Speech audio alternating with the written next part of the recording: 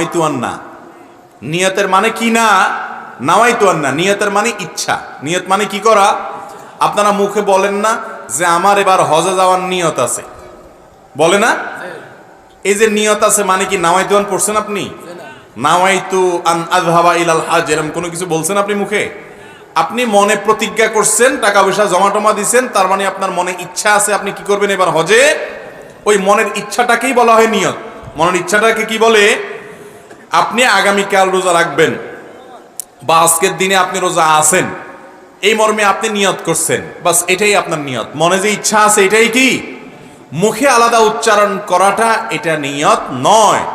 নিয়তের প্রকাশ, নিয়তের কথা আবার মুখে বলে দিতে হবে সকল ইবাদতে সকল আমলে, এরকম কোনো কথা হাদিসে আসে নাই। অতএব নিয়ত করা ফরজ, নিয়ত বলাটা কি না ফরজ না। রমজান মাসে রোজা রাখার জন্য নিয়ত জরুরি। নিয়ত